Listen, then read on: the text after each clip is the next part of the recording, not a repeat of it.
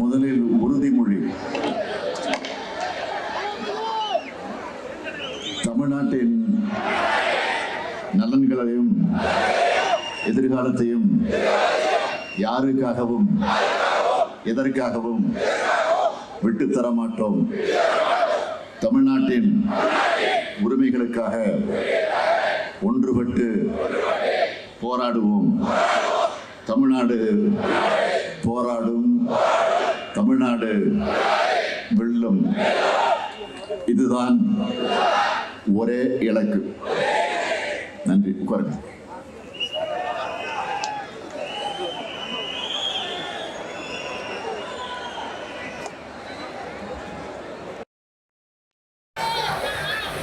தமிழ்நாடு போராடும், தமிழ்நாடு வெல்லும். ஒன்றிய அரசை கண்டித்து நடைபெறக்கூடிய இந்த மாபெரும் பொதுக்கூட்டத்திற்கு தலைமை பொறுப்பு ஏற்றுள்ள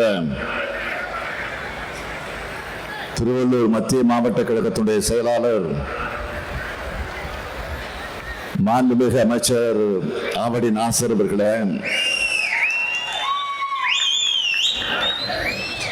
துவக்கத்தில் அனைவரையும் வரவேற்று மகிழ்ந்திருக்கக்கூடிய திருவள்ளூர் மேற்கு மாவட்ட கழகத்துடைய செயலாளர் சட்டமன்ற உறுப்பினர் திருத்தணி சந்திரன் அவர்களே, முன்னிலை ஏற்றுள்ள திருவள்ளூர் கிழக்கு மாவட்ட கழகத்தினுடைய பொறுப்பாளர் ரமேஷ் ராஜ் அவர்களே, சட்டமன்ற உறுப்பினர்கள் கிருஷ்ணசாமி அவர்களே, கோவிந்தராஜ் அவர்களே, நிறைவாக நன்றி நல்க இருக்கக்கூடிய திருவள்ளூர் சட்டமன்ற உறுப்பினர் பிஜி ராஜேந்திரன் அவர்களே, வருகை தந்திருக்கக்கூடிய மாவட்ட, மாநில, மாநகர கழகத்துடைய நிர்வாகிகளே, ஒன்றிய நகர பகுதி பேரூர் கிளைக்கழகத்தினுடைய நிர்வாகிகளே, வார்டு கிளைக்கழகத்தினுடைய செயலாளர்களே, தலைமை செயற்குழு பொதுக்குழு உறுப்பினர்களே, கழகத்தின் முன்னோடிகளே, பல்வேறு அணிகளை சார்ந்திருக்கக்கூடிய அமைப்பாளர்களே, துணை அமைப்பாளர்களே, தொகுதி பார்வையாளர்கள், கழகத்தினுடைய பொறுப்பாளர்களே, பெரியோர்களே, தாய்மார்களே, பெருந்திரளாக திரண்டிருக்கக்கூடிய அன்புக்குரிய நண்பர்களே, தோழர்களே, தொலைக்காட்சி ஊடகத்துறை சார்ந்திருக்கக்கூடிய நண்பர்களே, என் உயிரோடு கலந்திருக்கக்கூடிய தலைவர் கலைஞர் அவர்களின் உயிரினும் உயிரான அன்பு உடன்பிறப்புகளே, உங்கள் அனைவருக்கும் என்னுடைய அன்பான வணக்கம். இப்படை தோற்கின் எப்படை வெல்லும் என்று ஒன்றிய ஆட்சியாளர்களை நோக்கி கேட்கின்ற வகையில் திரண்டிருக்கக்கூடிய தமிழினமே, இந்த இனத்திற்காக இனிமை மிகு நம்ம தமிழ் மொழிக்காக, தமிழ்நாட்டின் உரிமைகளுக்காக ஆபத்து வந்தால் வீழ்வது நாமாக இருப்பினும் வாழ்வது தமிழாக இருக்கட்டும் என்று வீர முழக்கமிட்டு எந்த தியாகத்திற்கும் தயாராக இருக்கக்கூடிய திராவிட பட்டாளமே, நம் இனத்தினுடைய நிலத்தின் மொழியின் நலத்தை கெடுக்கின்ற எதிரிகள் எவராக இருப்பினும் துணிவுடன் எதிர்கொள்ளும் திராவிட முன்னேற்ற கழகத்தின் வீர உடன்பிறப்புகளை, திராவிட முன்னேற்ற கழகத்தின் மீது நம்பிக்கை வைத்துக் கொண்டிருக்கக்கூடிய பொதுமக்களை நீங்க எண்ணி பாருங்க, 3 ஆண்டுல நம்ம மாநிலம் எந்த அளவிற்கு முன்னேறி இருக்கு. அதுக்கு முன்னாடி எப்படி இருந்துச்சுன்னு கொஞ்சம் சிந்திச்சு பாருங்க. முந்தைய ஆட்சியாளர்களால் 10 ஆண்டு காலம் பாதிக்கப்பட்ட தமிழ்நாட்டினுடைய வளர்ச்சி வளைந்த முதுகோடு தமிழ்நாட்டின் உரிமைகளை டெல்லியின் காலடியை அடகு வச்சு ஊர்ந்த அவலம். இதையெல்லாம் கண்டு பொறுக்காத மானமுள்ள தமிழினம் திராவிட முன்னேற்ற கழகத்தின் ஆட்சியை அமைச்சாதான் நாடும் நாட்டு மக்களும் நிம்மதியாக இருக்க முடியும், சுயமரியாதை உணர்வோடு தலைநிமிர்ந்து வாழ முடியும்னு முடிவு செஞ்சு 2021ஆம் ஆண்டு நடைபெற்ற சட்டமன்ற தேர்தலில் நம்ம கூட்டணிக்கு மாபெரும் வெற்றியை தந்து நம்முடைய திராவிட மாடல் ஆட்சியை உருவாக்குனாங்க. மக்களான நீங்க எங்க மேல வச்ச நம்பிக்கைய நாளும் காப்பாத்தி இந்தியாவே திரும்பி பார்க்கிற திட்டங்களை செயல்படுத்திக்கிட்டு வரோம். கலைஞர் மகளிர் உரிமை திட்டம், விடியல் பயணம், முதலமைச்சரின் காலை உணவு திட்டம், புதுமை பெண் திட்டம், தமிழ் புதல்வன் திட்டம், இல்லம் தேடி கல்வி, மக்களை தேடி மருத்துவம், நான் முதல்வன், இன்னுயிர் காப்போம் நம்மை காக்கும் 48, இதயம் காப்போம் பாதம் பாதுகாப்போம், முதல்வர் மருந்தகம், தோழி விடுதி, கலைஞர் கனவு இல்ல திட்டம், அண்ணல் அம்பேத்கர் தொழில் முன்னோடிகள் திட்டம், ஊட்டச்சத்தை உறுதி செய்ய திட்டம்னு குழந்தைகள், பள்ளி கல்லூரி மாணவர்கள், இளைஞர்கள், மகளிர், உழவர்கள், பாட்டாளிகள், தொழில் முனைவோர், முதியோர், எல்லா தரப்பு மக்களுக்குமான ஆட்சியை நடத்திட்டு வரோம். நம்ம மாநிலத்துடைய வளர்ச்சியை பற்றி உங்க முதலமைச்சரான நான் பெருமையா சொல்றதை விட ஒன்றிய அரசே சொல்லியிருக்கு. ஒன்றிய அரசு வெளியிடுகிற எல்லா ஆய்வறிக்கைகளிலும் புள்ளி விவரங்களிலும் தமிழ்நாடுதான் முன்னணி மாநிலமாக இருக்கு. அதனாலதான் நம்முடைய திட்டங்களை பிற மாநிலங்களும் தங்களுடைய மாநிலங்களுக்கு எடுத்துட்டு போறாங்க. தமிழ்நாடு வளர்ச்சி பாதைகளை மீண்டும் நடைபோடுது.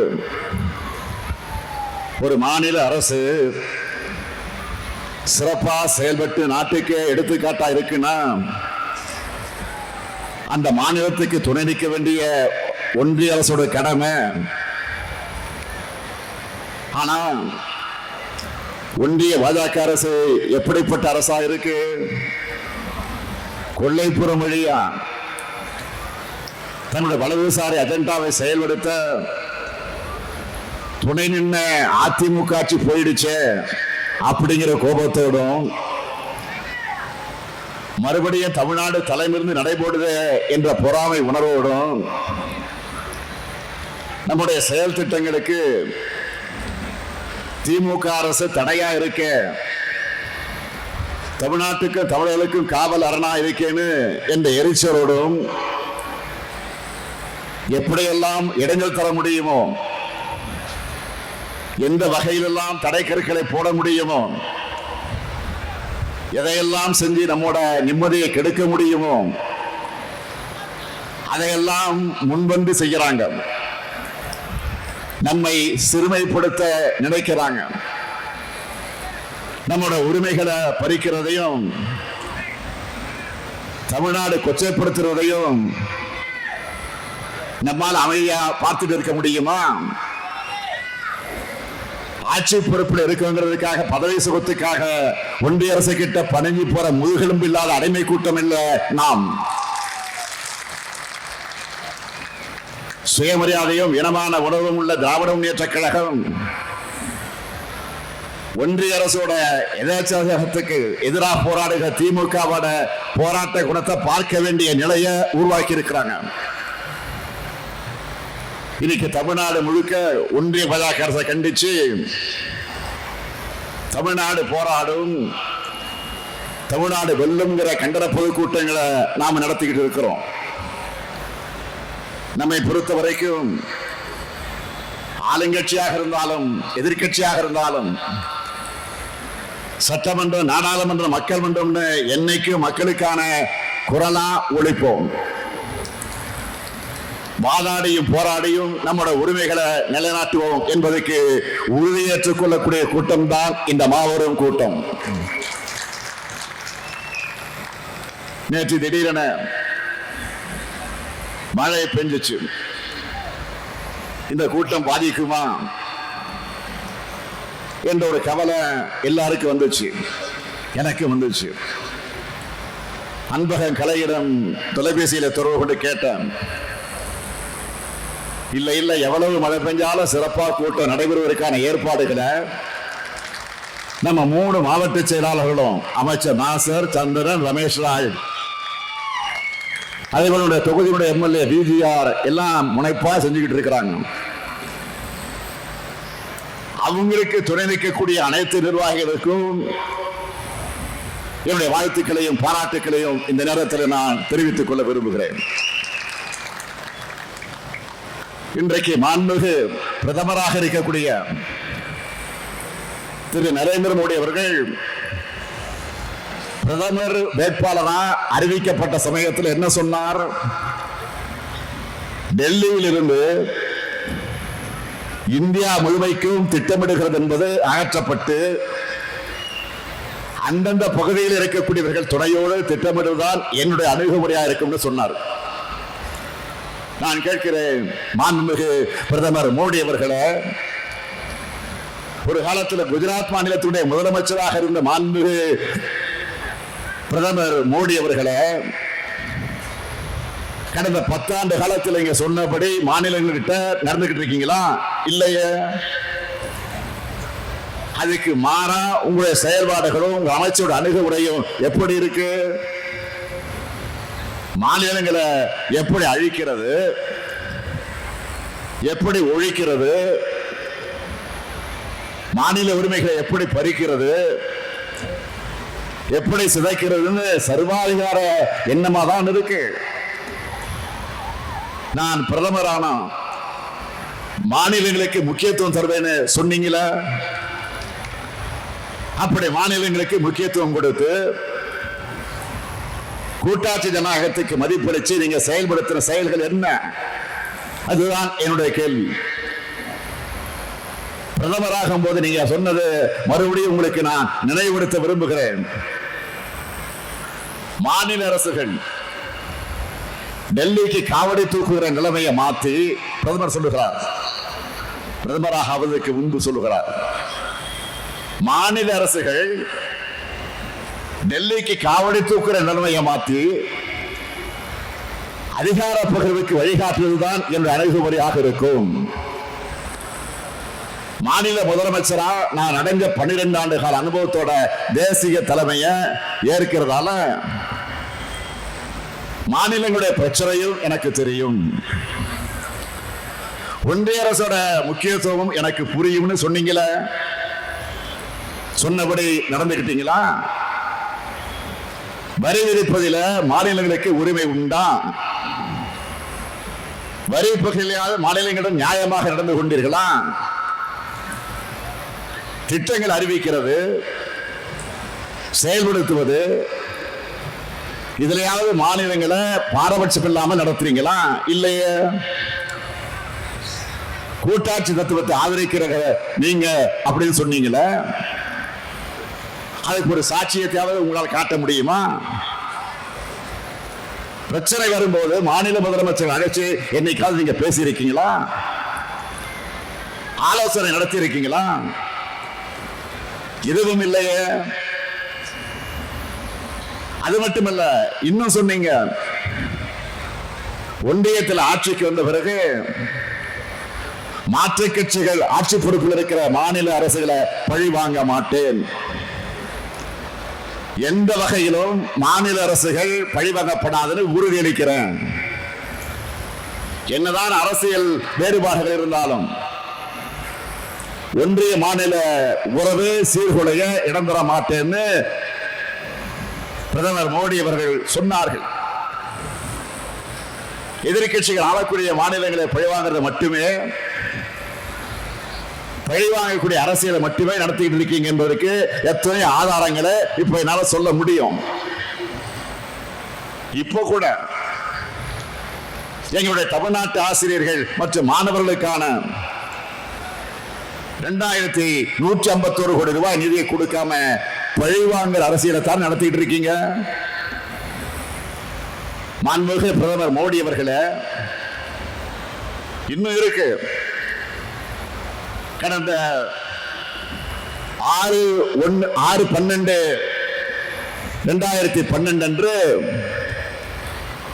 குஜராத் மாநிலத்துடைய முதலமைச்சராக இருந்தப்போ சொன்னது ஞாபகம் இருக்கா? குஜராத் மக்கள்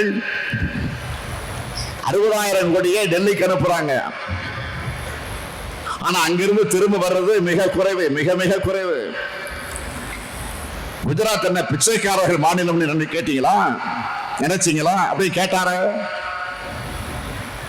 அதே கேள்வி நான் திருப்பி கேட்கிறேன். தமிழ்நாடு என்ன பிச்சைக்கார மாநிலமா? நாங்க உழைச்சி வரிய செலுத்துற படத்துல எங்களுக்கான நிதியை கொடுக்கிறதுல உங்களுக்கு என்ன பிரச்சனை? 43 லட்சம் பள்ளிக்கூட நலனுக்காக நிதியை விடுவிக்காம மிரட்டது நியாயமா? தேசிய கல்விக் கொள்கையை ஏத்துக்கலன்னு தமிழ்நாட்டுக்கு தர வேண்டிய நிதியை தர மறுக்கிறாங்க. உண்மையிலே மக்களுக்கான மாணவர்களுக்கான திட்டமாக இருந்தா நாம அதை ஏன் எதிர்க்க போகிறோம்? எல்லாரையும் கல்விக்குள் அழைச்சிக்கிட்டு வர திட்டமா இருந்தா அதை வரவேற்போமே, வரவேற்று பகிர்ந்திருப்போமே, மகிழ்ச்சியோடு அதை நிறைவேற்றி இருப்போமே. ஆனா தேசிய கல்விக் கொள்கை அப்படிப்பட்டதான். கல்வியில் இருந்து மக்களை நீக்கம் செய்வதற்கான அத்தனை செயல் திட்டங்களையும் கொண்டதாகத்தான் இந்த கல்விக் கொள்கை இருக்கு. அதனாலதான் எதிர்க்க வேண்டியதாக இருக்கு. தேசிய கல்விக் கொள்கையை நாம ஏன் எதிர்க்கிறோம்னு அதனுடைய வரைவு கொள்கையா வெளிப்படையாகவே கல்வியாளர்கள் அடங்கிய குழுவை அமைச்சு தெளிவான ஆய்வறிக்கையை நாம் வெளியிட்டோம். தேசிய கல்விக் கொள்கை என்பது கல்விக் கொள்கை அல்ல, அது காவி கொள்கை. அது இந்தியாவை வளர்க்க உருவாக்கப்பட்ட கல்விக் கொள்கை அல்ல, இந்தியை வளர்க்க கொண்டு வரப்பட்ட காவி கொள்கை. இந்த கல்விக் கொள்கை தமிழ்நாட்டோட கல்வி வளர்ச்சியை மொத்தமா அழிச்சு ஒழிச்சுடணும் தான் நாம எதிர்க்கிறோம். சமூக நீதி எனப்படும் இடஒதுக்கீட்ட தேசிய கல்விக் கொள்கை ஏற்கல. பட்டியலின, பழங்குடியின, இதர பிற்படுத்தப்பட்ட மக்களுக்கு தரக்கூடிய உதவி தொகையை இந்த கொள்கை மறுக்குது. 3, 5 ஆகிய வகுப்புகளை பொது தேர்வு வச்சு வடிகட்ட பார்க்கிறாங்க. 9ஆம் வகுப்பு முதல் 12ஆம் வகுப்பு வரை செமஸ்டர் தேர்வு முறையை கொண்டு வர போறாங்க. அதாவது ஆல் இந்தியா எக்ஸாம் நடத்துற மாதிரி. உங்க மகனோ மகளோ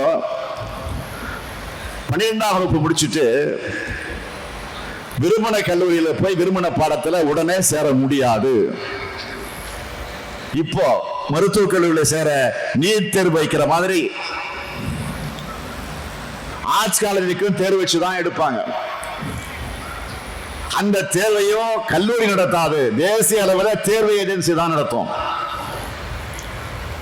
10ஆம் வகுப்பு முதல் பட்டப்படிப்பு வரை படிப்பை தொடர விரும்பாத மாணவர்கள் அவங்களாக வெளியேறலாம்.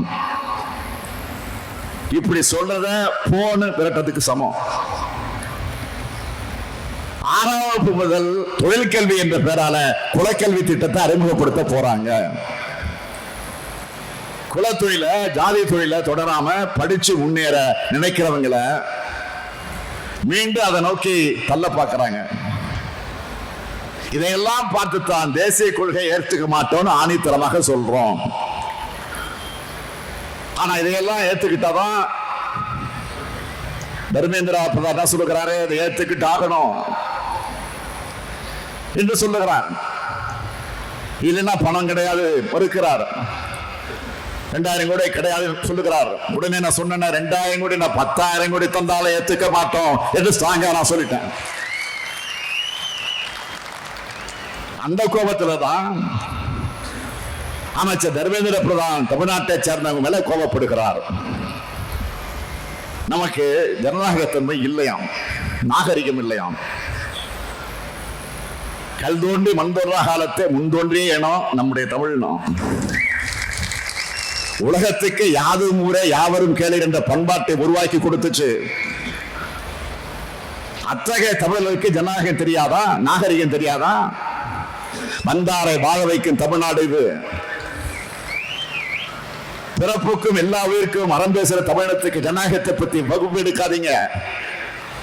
நீங்க என்னமோ ஹெட் மாஸ்டர் மாதிரி, நாங்க என்னமோ ஸ்டூடெண்ட் மாதிரி எங்களுக்கு வகுப்பு எடுக்க வந்திருக்கிறீங்களா? விடமாட்டோம். தமிழ்நாடு விடாம போராடுறத நீங்க தாங்கிக்க முடியாம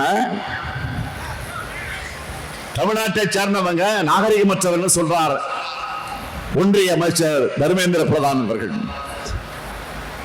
தமிழ்நாட்டை கொச்சைப்படுத்துவதுதான் உங்களுடைய வழக்கம். ஏற்கனவே பார்த்தோமே, ஒடிசா மாநிலத்தில் தேர்தல் நடந்தப்போ மரியாதைக்குரிய நவீன் பட்நாயக் அவர்களின் செயலாளரா நம்முடைய தமிழ்நாட்டை சார்ந்த ஒருவர் இருந்தார். தமிழ்நாட்டை சார்ந்த ஒருவர் இருந்தார் என்பதற்காக பிரதமர் மோடி உள்துறை அமைச்சரும் தமிழ்நாட்டை எப்படியெல்லாம் கொச்சைப்படுத்துறாங்க. ஜெகநாதர் கோயில் கருவூல சாவிய தமிழ்நாட்டுக்கு திருடிட்டு போயிட்டாங்க. நாங்க ஆட்சிக்கு வந்ததும் அந்த கருவூல சாவி தொடர்பான விசாரணை அறிக்கையை பொதுவில் வெளியிடுவோம் அப்படின்னு பேசுனாங்களா இல்லையா? ஜெகநாதர் கோயில் கருவூல சாவிக்கு தமிழ்நாட்டுக்கு என்ன சம்பந்தம்? பிரதமர் உள்துறை அமைச்சர் செஞ்சது எவ்வளவு பெரிய அவதூறு. அங்க ஆட்சி மாற்றம் நடந்து பாஜக ஆட்சிக்கு வந்து 5 மாசம் ஆச்சு. கருவூலச்சாவி எங்கன்னு ஒடிசா மாநிலத்தினுடைய எம்பி ஒருவர் நாடாளுமன்றத்தில் பேசி இருக்கிறார். தமிழர்களை திருடர் சொன்னதை உடனே வாபஸ் பெறுங்கன்னு எம்பி சொல்லி இருக்கிறார். இதை கேட்டு அவையில் வாய்மூடி மௌனம் சாதிச்சிருக்கிறாங்க. இதுதான் அநாகரிகம். அநாகரிகம் பற்றி பேசுகிற தர்மேந்திரா பிரதான் அவர்களே, எது நாகரிகம்னு உங்களால் சொல்ல முடியுமா? எந்த மாநிலத்திலிருந்து வரியை வசூல் பண்ணிக்கிட்டு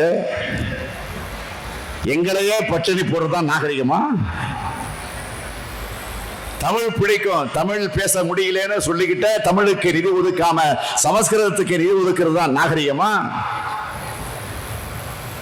தாய்மொழிய வலியுறுத்துறோம்னு சொல்லிக்கிட்ட அதை செய்யாம சமஸ்கிருதத்தை இந்தியையும் திணிக்கிறது தான் நாகரிகமா? குஜராத்தில் இயற்கை பேரிட வந்தா அன்று மாலையே 10,000 கோடி ரூபாய் ஒதுக்கிறதும், தமிழ்நாட்டில் பேரிடர் நடந்து 2 ஆண்டுகள் ஆன பிறகும் நாங்க கேட்டதுல 1 விழுக்காடு நிதி கூட ஒதுக்காம இருக்கிறதா நாகரிகமா? ஒரே ஒரு எய்ம்ஸ் மருத்துவமனையை மட்டும் அறிவிச்சுட்டு 7 வருஷமா அதை கட்டாம ஏமாத்துறது தான் நாகரிகமா? நாகரிகத்தை பத்தி யார் பேசுறது? அநாகரிகத்தின் அடையாளமே நீங்க தான். அநாகரிகத்தை அராஜகமாக பயன்படுத்துறது நீங்க தான். இந்தி ஏத்துக்கலன்னா நிதி தரமாட்டேன்னு சொல்றதை விட அராஜகம் இருக்க முடியுமா? தமிழ்நாட்டை சேர்ந்தவங்களை அராஜகவாதிகள் சொன்ன தர்மேந்திர பிரதான் 1/2 மணி நேரத்தில் மன்னிப்பு வச்சுட்டாங்க நம்ம தமிழ்நாட்டு எம்பிக்கள்.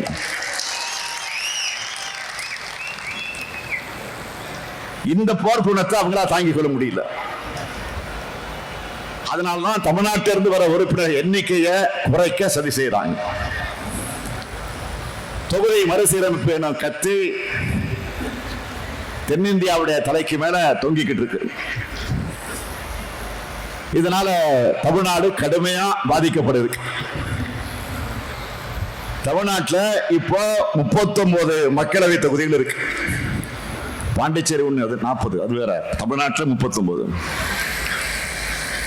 இதை குறைக்கிற அபாயம் நெருங்கிக்கிட்டு இருக்கு. பொதுவா மக்கள் தொகை வச்சுதான் தொகுதி மறுசீரமைப்பு செய்யப்படுது. மக்கள் தொகை குறைவா இருக்கிறதுனால நாடாளுமன்ற தொகுதி எண்ணிக்கையும் குறையும். தமிழ்நாடு மொத்தமா 8 மக்களவை இடங்களை இழக்கும்னு தெரியுது. அதாவது இனி தமிழ்நாட்டுக்கு 39 இல்ல, 31 எம்பிக்கள் தான். நமக்கான பிரதிநிதித்துவம் குறைஞ்சு அதிக மக்கள் தொகை கொண்ட மாநிலங்களுக்கு அதிக பிரதிநிதித்துவம் கிடைக்கும். வட மாநில பகுதிகள் தமிழ்நாட்டினுடைய குரல் நசுக்கப்படும். இது ஏதோ வெறும் உறுப்பினர் இணைக்க பற்றிய கவலை மட்டும் இல்லை. நமக்கு நம்ம மாநிலத்துடைய உரிமையை சார்ந்தது. இதை வச்சு அனைத்து கட்சி கூட்டத்தை நாம் கூட்டணும். பாஜக நீங்களாக, ஒரு உதிரி கட்சிகள் நீங்களாக, மற்ற கட்சிகள் எல்லாம் வருகை தந்து நம்முடைய கருத்துக்களுக்கு வலு சேர்த்தாங்க. இது தமிழ்நாட்டுடைய பிரச்சனை மட்டுமல்ல, தென் மாநிலங்களின் பிரச்சனை என்ற காரணத்தால் இன்னும் சில மாநிலங்களும் இதனால் பாதிக்கப்படும். ஆக எல்லோரையும் ஒன்று சேர்க்கிற முயற்சிகளை இறங்கி இருக்கிறோம். தென் மாநிலங்களை எதிர்பார்த்த வெற்றியை பெற முடியாத பாஜக வட மாநிலங்களை பெறக்கூடிய அந்த வெற்றியை வச்சு ஆட்சியை தக்க வச்சுக்கலான்னு பார்க்குது. சரி, தங்களுக்கு செல்வாக்கான மாநிலங்களுடைய எம்பிக்கள் எண்ணிக்கை அதிகரிச்சுக்கிட்டு தங்களை வளர்த்துக்க பார்க்கிறாங்க. இத திமுக தடுத்து நிறுத்தும். தென் மாநில கட்சி அனைத்தையும் சேர்த்துக் கொண்டு தடுப்போம். தொகுதி மறுசீரமைப்பில் பாதிக்கப்படவுள்ள அனைத்து மாநிலங்களையும் சேர்த்து கூட்டு நடவடிக்கை குழு அமைக்க இருக்கிறோம். ஆந்திரா, தெலுங்கானா, கர்நாடகா, கேரளா, ஒடிசா, மேற்கு வங்கம், பஞ்சாப் ஆக 7 மாநிலங்களில் இருக்கக்கூடிய 29 கட்சிகளுக்கு நான் கடிதம் எழுதியிருக்கிறேன். நம்முடைய பிரதிநிதிகள், அமைச்சர், நாடாளுமன்ற உறுப்பினர்கள் எல்லாம் நேரடியாக சென்று இந்த கடிதங்களை சம்பந்தப்பட்ட இடத்திலே கொடுத்திருக்கிறார்கள். 2 நாட்களாக கொடுத்துக் கொண்டிருக்கிறார்கள். அது மட்டும் இல்ல, மாநில முதலமைச்சரோடு நானே நேரடியாக தொலைபேசியில இந்த காலையிலும் தொடர்ந்து பேசிக் கொண்டிருக்கிறேன். ஒவ்வொரு மாநிலத்திற்கும் ஒரு அமைச்சர், ஒரு எம்பி அடங்கிய குழு சென்று இந்த கருத்தை எடுத்து சொல்றாங்க. விலைக்கு நேரடியாக போய் சொல்லிட்டு இருக்காங்க. இதனுடைய தொடர்ச்சியா சென்னையில் பல்வேறு மாநில கட்சிகள் கலந்து கொள்ளக்கூடிய கூட்டத்தை மார்ச் 22ஆம் தேதி நடத்த இருக்கிறோம். இந்திய நாட்டுடைய கூட்டாட்சி அமைப்புக்கும் ஜனநாயக கொள்கைகளுக்கும் அச்சுறுத்தலை ஏற்படுத்துறதா தொகுதி மறுசீரமைப்பு இருக்கு. 39 எம்பிக்கள் எழுப்புற குரலையே ஒன்றிய அரசு ஏற்க மறுக்கிற நிலையில இந்த எண்ணிக்கை இன்னும் குறைஞ்சாலோ குறைக்கப்பட்டாலோ அது தமிழ்நாட்டுக்கு இழைக்கப்படுகிற அழிக்க முடியாத அநீதியாகிவிடும். பல்வேறு மாநில கட்சிகளும் இணைந்து எடுக்கிற முடிவின்படி அடுத்த கட்ட நடவடிக்கைகளை நாம் எடுப்போம். நிதி தரமாட்டோம், அதிகாரத்தை பறிப்போம். இதை கேள்வி கேட்டா தொகுதி எண்ணிக்கை குறைப்போம் என்ற அளவுக்கு எதேச்சதிகார ஆட்சியை நடத்திட்டு இருக்கக்கூடிய பாஜக, உறுதியோடு சொல்றேன், பாஜகவோட இந்த பாசிச நடவடிக்கைகளுக்கு நாம் எந்த காரணத்தை கொண்டும் உயிரே போனாலும் அடிபணிய மாட்டோம்.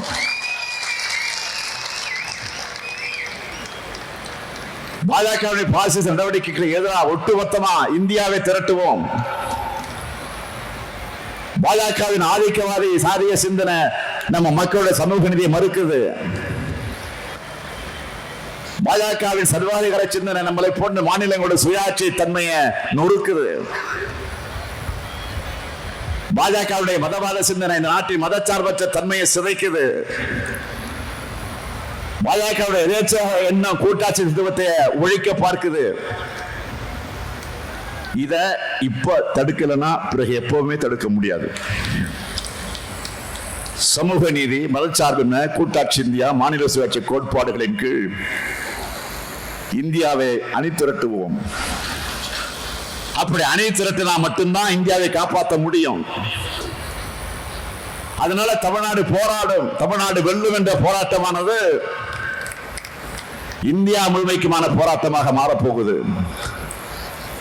பிரதமர் மோடி அவர்களே, உங்களுக்கு என்னுடைய வேண்டுகோள், இந்திய வளர்க்கிறதை விட இந்தியா வளர்க்க பாருங்க. எத்தனை ஆயிரம் கோடி செலவழிச்சாலும் சமஸ்கிருதத்தை வளர்க்க முடியாது. மக்களால் பேசப்படாத மொழி, அந்த மொழியை வளர்க்க கோடி கோடியாக கொட்டி குவிப்பீங்க. உலகமெங்க பல நாடுகளில் அரசு அங்கீகாரத்தோடு மக்களால் பேசப்படுகிற எங்க தமிழ் மொழிக்கு ஓரவஞ்சனை செய்வீங்களா? நாடு இப்ப என்ன நிலையில் இருக்கு? பிரதமர் அவர்களே, ஜிடிபி எனப்படும் இந்திய நாட்டினுடைய உள்நாட்டு உற்பத்தியை என்னவா வச்சிருக்கிறீங்க? கடந்த அக்டோபர் டிசம்பர் ஆகிய 3வது காலாண்டுல 6.8 விழுக்காடா வளரணும்னு சொன்னாங்க. ஆனா 6.2 விழுக்காடு தான் வந்திருக்கு. இதுதான் உங்களுடைய வளர்ச்சி இந்தியாவா? அமெரிக்க டாலருக்கு நிகரான இந்திய ரூபாய் மதிப்பு சரிஞ்சு சரிஞ்சு படுபாதளத்துக்கு போகுது. 2014ஆம் ஆண்டு நீங்க ஆட்சிக்கு வரும்போது அமெரிக்க டாலருக்கு இணையான இந்திய ரூபாயுடைய மதிப்பு 58 ரூபாய் 47 பைசாவா இருந்துச்சு. இப்போ 2025ஆம் ஆண்டு 87 ரூபாய் 99 பைசா ஆயிடுச்சு. இதுதான் இந்தியாவுக்கான வளர்ச்சியா? அமெரிக்க பொருள்கள் மீது விதிக்கிற கூடுதல் வரியை குறைக்க இந்தியா ஒத்துக்கிட்டாங்கன்னு அந்த நாட்டினுடைய அதிபர் வெளிப்படையா பேட்டி அளிச்சிருக்கிறார். இது அவமானம் இல்லையா? இந்தியாவுக்கு இருக்க மதிப்பு மரியாதை இதுதானா? இந்தியாவுடைய மதிப்பை உயர்த்த நீங்க எடுத்த நடவடிக்கை என்ன? 2 ஆண்டுகளா மணிப்பூர் 10 எரியுது, 250 பேர் பலியாக இருக்காங்க. 2 நாட்களுக்கு முன்னாடி கூட வன்முறை நடந்திருக்கு. இதை தடுக்க ஒரு சிறு திரும்பை கூட ஒன்றிய பாஜக அரசு போடல, நடவடிக்கை எடுக்கல. நாங்க ஆட்சிக்கு வந்தா ஒரு மீனவரை கூட கைது செய்ய மாட்டாங்கன்னு சொன்னவர் யாரு? மோடி. அவருடைய 10 ஆண்டுகள் ஆட்சியில 3000 பேர் கைது செய்யப்பட்டிருக்கிறாங்க.